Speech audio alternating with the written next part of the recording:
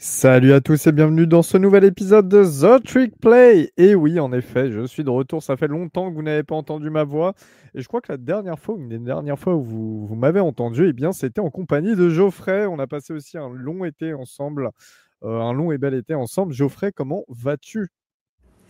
Salut Elio, ça va super et toi? Eh ben ça va, je te remercie. On se retrouve aujourd'hui pour un épisode spécial recrutement 2025, donc la QV lycéenne 2025, plus les quelques gros transferts qu'on a eus. Dans un premier temps, alors le paysage du recrutement, comme vous l'avez deviné, comme vous l'avez connu notamment dans nos anciens épisodes de recrutement, a particulièrement changé, hein. Beaucoup plus de transferts, beaucoup plus de joueurs qui committent des commits à la dernière seconde, ou en tout cas qui même finalement refusent leur lettre d'intention. Avec au centre de tout ça, eh bien, la NIL, hein, on le sait maintenant, les coachs de college football sont plus des recruteurs que des coachs à proprement dit. En tout cas, passent énormément de temps sur le recrutement chaque année. Geoffrey, est-ce que tu peux nous mettre un petit peu en lumière là le recrutement lycéen, comment il est en train de se modifier et puis en quoi il consiste maintenant en 2025 par rapport à avant? Le recrutement lycéen, évidemment, avec le portail des transferts, il est plus aussi important que ce qu'il était par le passé. Cependant, pour les top programmes et ceux qui veulent bâtir un succès à long terme, et ça s'applique surtout aux top programmes, puisque les plus petits programmes, ils perdent assez facilement leurs bons joueurs. Mais si on vise le titre national et d'aller au play-off, eh ben, le recrutement, ça reste capital. Par exemple, 8 des 12 qualifiés en play-off, hein, cette année sont des abonnés au top 20 depuis 7-8 ans. Hein, donc, ça reste très important. Et Ohio State, notamment, qui a gagné, eux, c'est du top 5 constamment depuis une bonne décennie. Donc voilà, donc même si le recrutement lycéen n'est plus aussi important qu'avant, pour bâtir un top programme, donc pour avoir accès aux meilleurs prospects, eh ben, ça passe avant tout par le lycée et les attirer. Et ces programmes-là, ils vont plutôt en fait tendance à garder les meilleurs joueurs. Ils ne vont pas perdre leur starter, contrairement aux plus petits programmes. Et en fait, c'est les backups qui vont plutôt avoir tendance à transférer dans d'autres programmes pour aller chercher du temps de jeu. Mais du coup, eux, ils vont sélectionner les joueurs qu'ils préfèrent.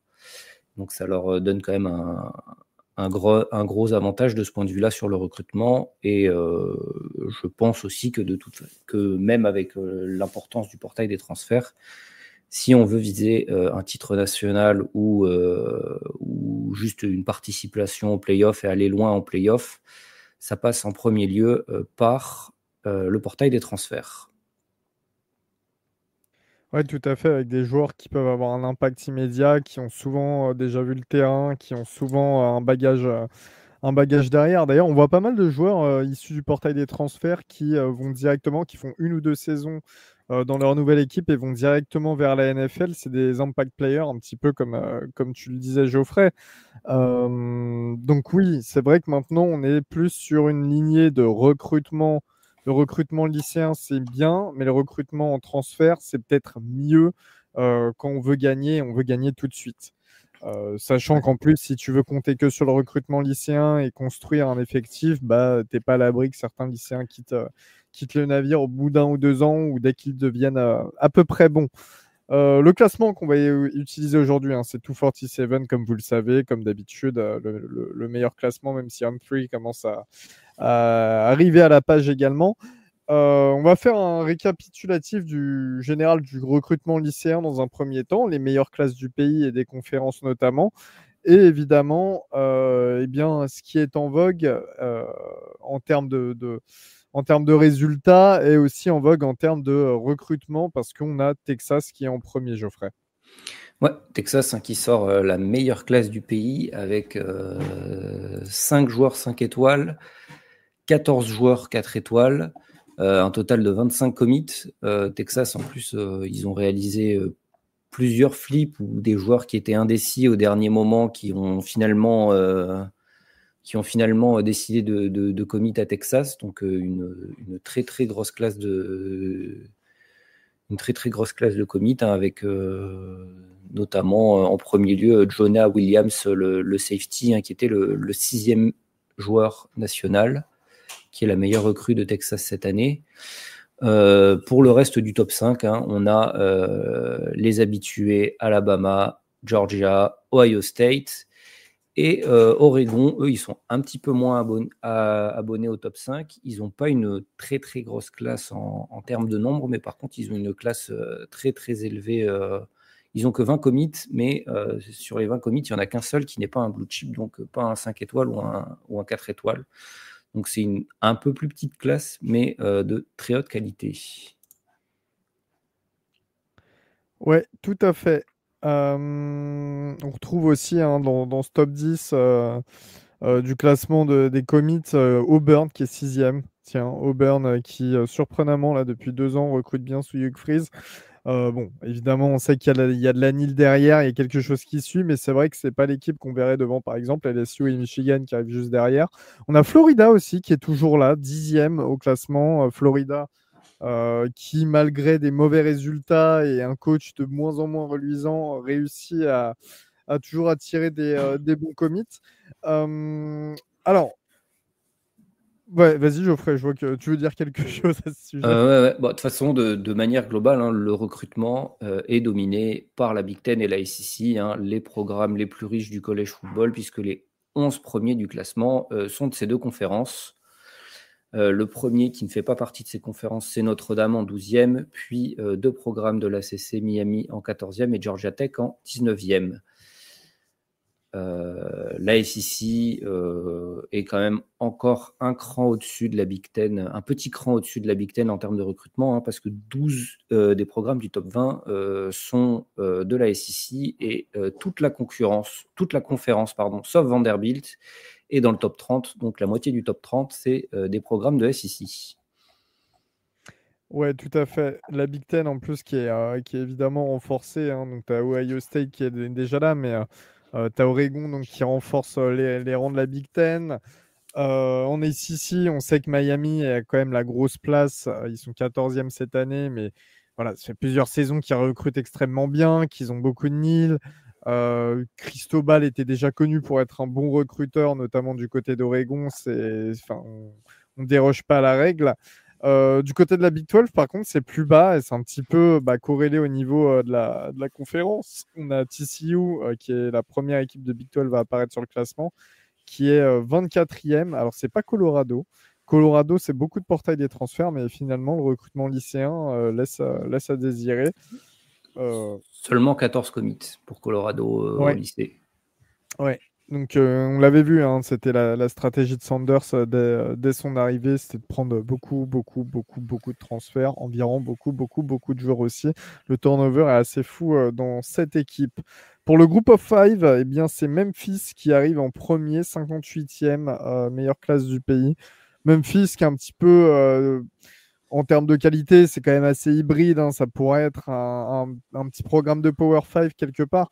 Mais voilà, c'est encore une fois une zone géographique qui aussi a un bassin assez riche en joueurs et qui permet aux Tigers d'être premier du groupe of five. Des petites déceptions un petit peu cette année, Geoffrey? Ouais, Kennesaw State et UAB, hein, sont les pires classes de recrutement de FBS. Ils ont une quinzaine de FCS au-dessus d'eux. Donc, c'est vraiment des programmes qui ont énormément de mal sur le recrutement lycéen. UNC, qui, avec le changement de head coach et malgré l'arrivée de Bill Belichick, a perdu énormément de commits et se retrouve pire classe de la CC et 83e national, donc avec beaucoup de group of five devant UNC. Purdue est donc la pire du Power 4 avec une 89e place donc, pour la Big Ten, et Vandy la pire de SEC avec 73e place, et UCF pareil, changement de coach, recrutement lycéen du coup qui en pâtit, et une 66e place. Et au global, la Big 12, c'est la conférence où les écarts sont les moins importants, puisque toute toute la conférence est entre la 25e place pour TCU et donc la 66e place pour UCF. Donc voilà, c'est une conférence où globalement les programmes ils sont assez resserrés. C'est des programmes un peu de même calibre à peu près partout. C'est ça, ouais, c'est à l'image en fait de la conférence en elle-même. C'est ultra homogène en réalité. Donc voilà, c'est qualité de jeu assez égale, des équipes assez égales. Et puis c'est pareil au niveau du recrutement.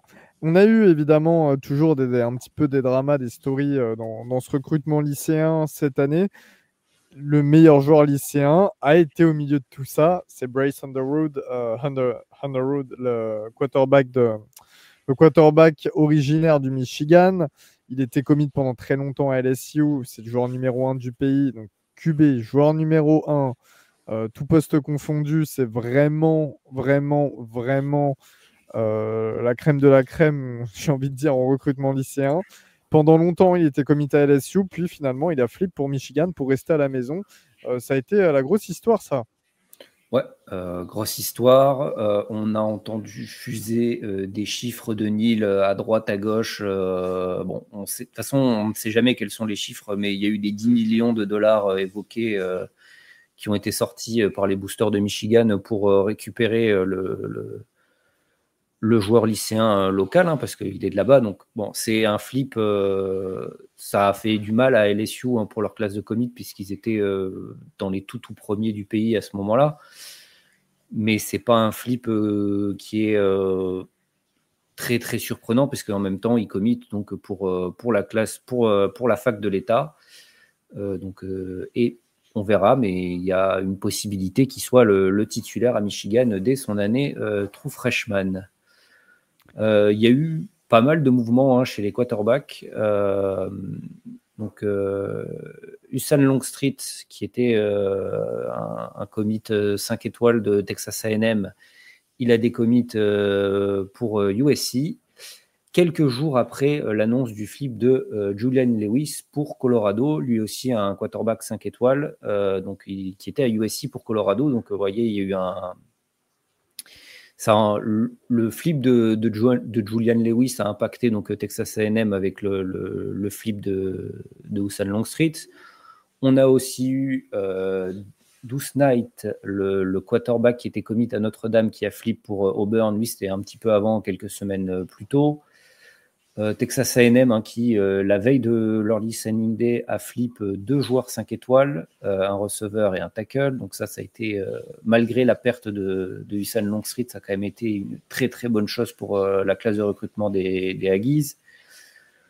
On a eu Oregon qui a flip un corner le jour de leur listening day d'Ohio State, un corner 5 étoiles. Et aussi le quarterback 5 étoiles, Jeron Sagapulutele, qui avait flip, qui était commit à Cal. Donc moi, globalement, j'étais là, ouais, c'est super pour Cal, ils arrivent à avoir un joueur 5 étoiles. Finalement, il avait flip à Oregon, mais depuis, il a déjà annoncé son entrée sur le portail des transferts, après qu'il ait été clair qu'il ne serait pas titulaire à Oregon. Et qu'en plus de ça, on le verra un peu plus tard, mais Fernando Mendoza, le quarterback des Golden Bears, lui a transféré pour Indiana, et donc il voit une chance d'être titulaire dès son année true freshman à Cal, et du coup, il a retransféré. En fait, ouais, c'est un petit peu la problématique maintenant du portail des transferts, c'est-à-dire que même si tu commites un gros joueur, tu commites un QB à qui tu vas pouvoir donner de l'expérience assez rapidement day one sur le terrain. Et on sait que California, là, ces dernières années, c'est quand même en termes offensifs que ça se passe le mieux. Tu vas lui donner de l'expérience. S'il est bon 1 ou 2 saisons, bah, il va repartir ailleurs, quoi. Et ça, c'est la problématique du portail des transferts et des programmes comme California Berkeley. Juste pour revenir un petit peu sur tout ce que tu nous as découlé, Geoffrey, il y a quand même eu quelques petites passes d'armes entre toi, TAMU, on sait que Texas A&M est ton équipe favorite, et USC. Ouais, parce que dans les 5 étoiles qui a flip pour Texas A&M, il y a un receveur 5 étoiles qui était commit à USC. Moi, pour les choses proches, on n'avait pas besoin d'un quarterback immédiatement parce qu'on a Marcel Reed, hein, qui sera titulaire l'an prochain et probablement l'année d'après. Ouais, tout à Par fait. contre, on avait une room de receveurs qui était très faible, et récupérer un receveur 5 étoiles, ça par contre, c'est une excellente chose pour Texas A&M. Exact. Désormais, on a parlé un petit peu donc des gros transferts, hein, qu'il y a eu, des gros transferts, excusez-moi, des gros recrutements lycéens qu'il y a eu. Justement, on va parler également des gros transferts, le portail des transferts qui, comme d'habitude, a été assez massif cette année.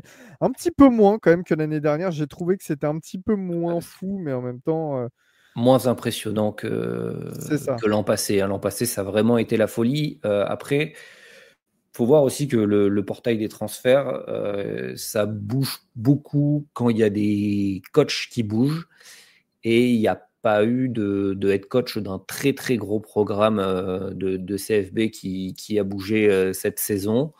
Donc du coup, ça impacte aussi le portail des transferts, parce que l'année dernière, il y avait beaucoup des top joueurs du portail des transferts qui venaient de Texas A&M, de Alabama, de ce genre de programme-là, où donc il y avait eu des changements de head coach pour des raisons différentes, mais du coup, ça avait causé beaucoup de mouvements sur le portail des transferts, tout en haut pour les top joueurs. Ouais, bah ouais, en effet. Là, c'est bon, comme tu l'as dit, cette année, je trouvais ça un petit peu moins impressionnant. En revanche, comment toi, tu présenterais ce portail des transferts là, en 2025? C'est quand même assez compliqué. On disait qu'il y a des histoires d'argent avec la NIL derrière. On disait qu'il y a beaucoup moins de règles qu'avant. Enfin, on voit des joueurs qui ont fait carrément 4 programmes, quoi, tu vois. Il n'y a aucune Toi, règle. comment tu le décrirais, ce portail? Il n'y a aucune règle. Pour moi, hein, c'est un des gros problèmes du collège football actuellement, c'est qu'il n'y a aucune régulation sur le portail des transferts et aucune régulation sur la NIL. Tous les ans, on a des histoires de joueurs qui ont des promesses de NIL qui ne sont pas honorées, des contrats NIL un peu douteux, etc. Tout ça, c'est fait parce qu'il n'y a aucun cadre autour de ce truc-là. La NIL, ça ne veut pas dire grand-chose non plus en soi. En fait, ça ne lie pas un joueur à un programme, parce que c'est de l'argent qui vient de boosters. Ça ne vient pas du programme directement. C'est des contrats, mais ce n'est pas des contrats qui sont liés au fait de jouer pour les facs. Donc, on est quand même dans une zone de grand flou. Et on voit avec tout ce qui se passe récemment que la NCAA est complètement impuissante face à ça. La NCAA n'a aucune prise sur le portail des transferts, sur la NIL. Ça fait partie pour que le college football redevienne un peu plus sain à ce niveau-là, ça fait partie des choses qui doivent être régulées. Et malheureusement ou pas, ça dépend dans la position dans laquelle on se place, hein. Pour moi, au point où on en est arrivé, et avec la rémunération des joueurs qui va rentrer en compte en plus, avec puisqu'ils vont avoir accès à une partie des droits télé, hein, qui va être distribuée aux joueurs, on va arriver à une forme de professionnalisme, hein, dans le college football, mais du coup, ça va aussi permettre d'avoir des contrats et donc de réguler un peu ce qui se passe à ce niveau-là. Tout à fait. Pour toi, les joueurs, un petit peu tout cet environnement, tous ces mouvements sont dus à quoi principalement? Là, tu vois, on a un précédent un petit peu sur ce portail assez fou. On a 2, 3 ans dans les pattes. Là, c'est la troisième vraie année où ça bouge pas mal. Toi, comment tu considérerais que les joueurs enfin, tu vois, si on fait une analyse globale, pourquoi les joueurs partent? Pourquoi les joueurs partent? Quelles équipes perdent quoi et quelles équipes gagnent quoi globalement? Donc, les top programmes, ils perdent. Alors, les top programmes, quand je dis les top programmes, c'est Georgia, Notre-Dame perd pas trop de commits, mais Georgia, Ohio State, Texas, c'est les top programmes en termes de recrutement, et c'est aussi les top programmes en termes de résultats. Ils ne perdent quasiment pas de titulaires. Ils perdent des remplaçants qui vont chercher du temps de jeu ailleurs parce qu'ils sont bloqués par d'autres joueurs et qu'ils veulent avoir une chance de briller.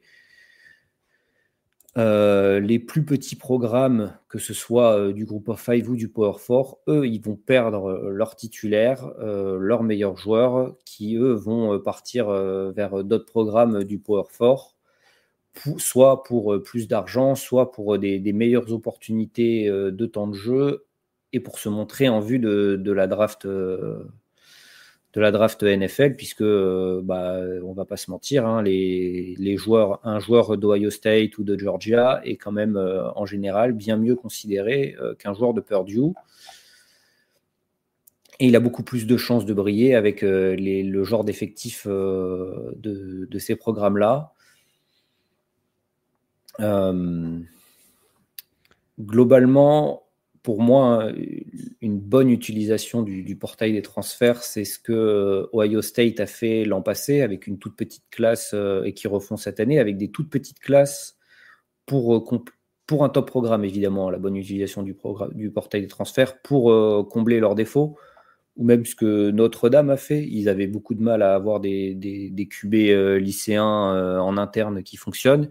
Ils sont allés en chercher sur le portail des transferts. Ils sont allés jusqu'à une finale nationale. Donc, pour Notre-Dame, ça a marché. Et globalement, c'est des programmes où la grande majorité des titulaires dans l'effectif sont des joueurs qui viennent du recrutement lycéen. Pour les autres programmes, après, c'est une question d'opportunité. Essayer de récupérer des backups de gros programmes, essayer de récupérer des joueurs, des bons joueurs du Group of Five, etc. pour espérer faire des bonnes années, mais ça reste très compliqué pour ces programmes-là à bâtir des choses sur la durée. Oui, tout à fait. Un petit exemple là pour mettre en relief ce que tu viens de dire, par exemple avec les petits programmes qui perdent leurs meilleurs joueurs, qui vont vers des gros programmes. Jared Verse est littéralement arrivé de FCS, si je dis pas de conneries, parce qu'il était à Albany, à Florida State, pour être un des meilleurs défenseurs de NFL actuellement.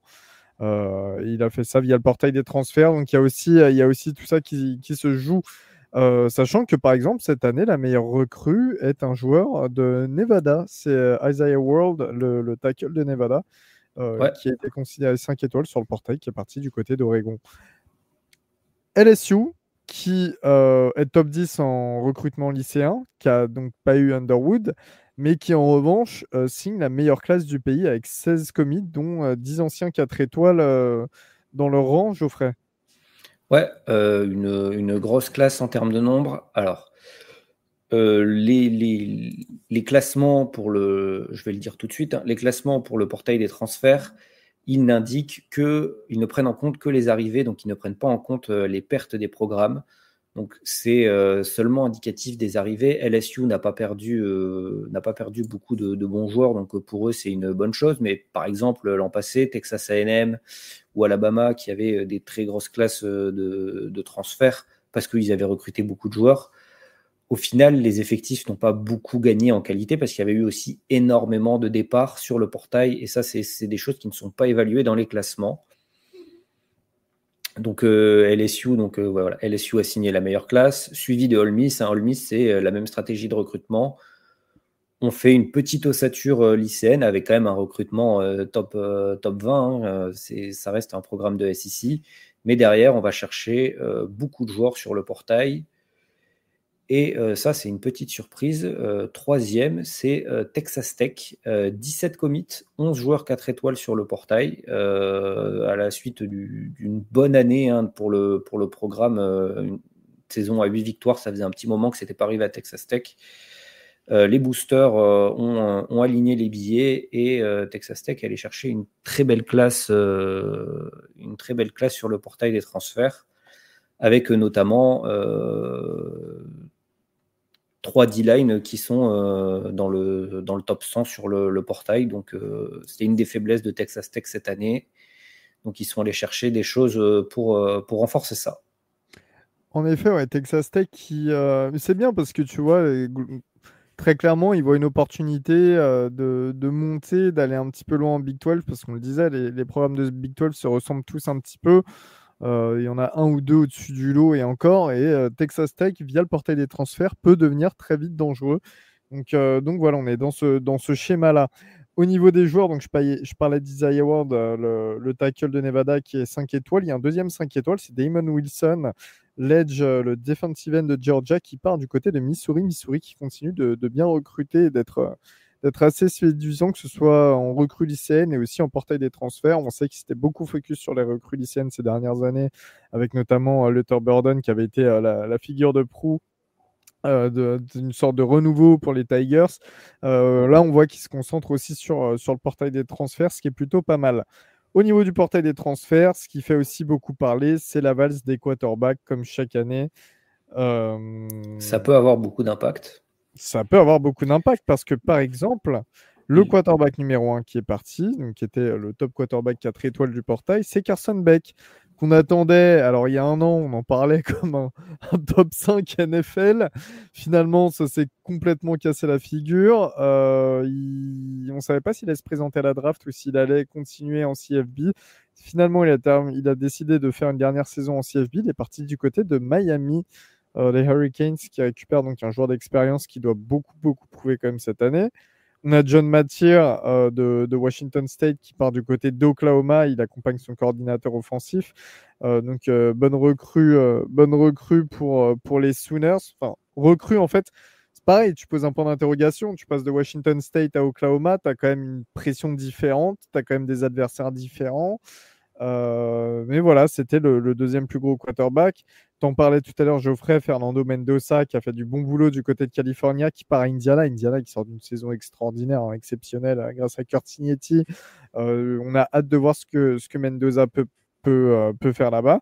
On a, et là, là, Geoffrey, c'est ce qui a surpris tout le monde. Malik Murphy, qui avait décidé de quitter Duke et qui finalement n'a pas trouvé d'équipe à sa taille, j'ai envie de dire, et qui termine à Oregon State. Ça, c'est surprenant. Ça a été très surprenant sur le coup. Moi, je me suis un peu plus renseigné après. Apparemment, Malik Murphy ne s'entendait pas très bien avec son head coach et avec son coordinateur offensif. Ça fait partie des choses qui ont motivé son départ. Mais voilà, c'est aussi, ça montre aussi que le portail des transferts est à double tranchant pour les joueurs. Il ne faut pas oublier que tous les ans, il y a plein de joueurs qui ne retrouvent pas de programme après s'être inscrits sur le portail des transferts. Ou alors des joueurs qui s'inscrivent en espérant avoir une meilleure place et qui finalement partent dans un programme un peu plus faible. Donc il sera titulaire à Oregon State, hein, mais voilà, il est parti là-bas parce qu'il n'a pas le choix.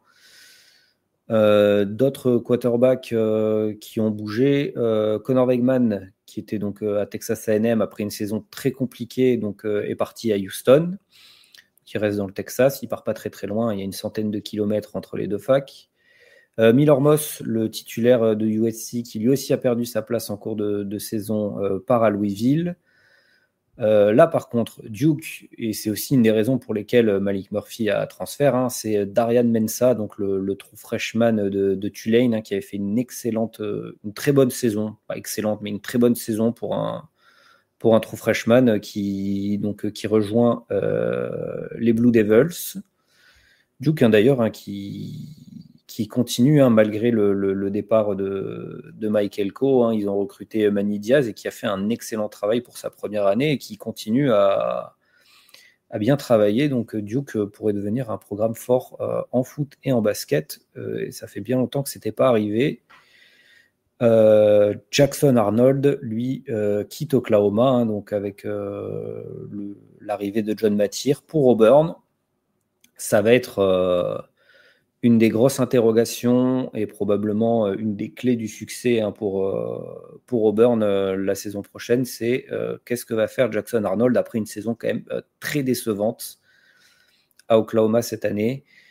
Il y a d'autres, si vous voulez aller regarder, hein, sur 247, il y a eu d'autres quarterbacks bien classés, même mieux classés que certains noms qu'on vous a donnés là, sur le portail des transferts, qui ont transféré, mais c'est que des joueurs qui en fait n'étaient pas titulaires, qui n'avaient pas de temps de jeu, donc leur classement, il est un peu... Alors, ils ont des infos que nous, on n'a pas, mais enfin, voilà, vous parlez de quarterbacks qui étaient backup et qui vont poser beaucoup d'interrogations pour leur programme et qui vont peut-être même pas être titulaires parce que c'est des backups, hein, comme on avait vu l'an passé avec Malachi Nelson qui était parti du côté de Boise State et qui s'est fait battre par Madux Madsen, qui en plus n'était pas un quarterback incroyable. Donc voilà, pour ces quarterbacks-là, on ne vous les a pas cités parce que ça ne sert pas à grand-chose.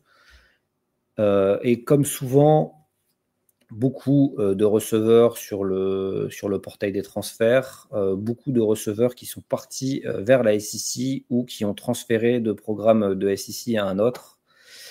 On ne va pas vous faire du name dropping, mais quand on vous fera les previews, il y aura sûrement pas mal de noms de receveurs qui viennent du portail des transferts qui seront cités comme des impact players.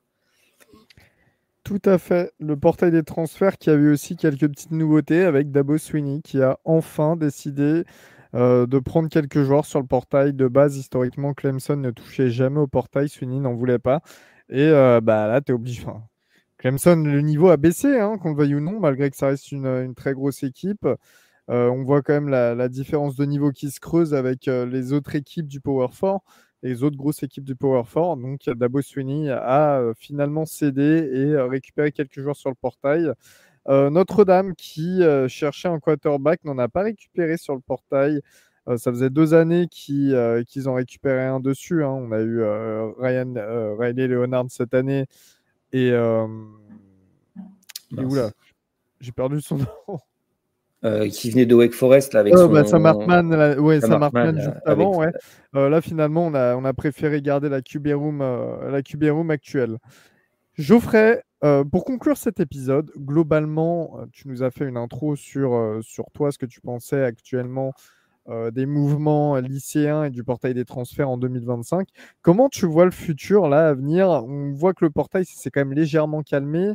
Il y a un focus sur le recrutement lycéen, en tout cas moi pour les équipes que je suis un petit peu cette année, qui a l'air quand même de plus se préciser. Comment tu vois le futur, toi, pour tout ça à peu près?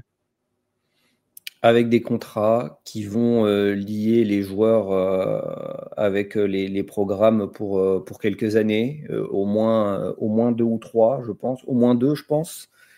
Ça permettra au programme de construire des choses. Et je pense que pour les joueurs, c'est une bonne chose aussi de ne pas transférer tous les ans, de passer plusieurs années dans un même programme. C'est plutôt des bonnes choses. Et les joueurs qui transfèrent pratiquement tous les ans devraient devenir des exceptions.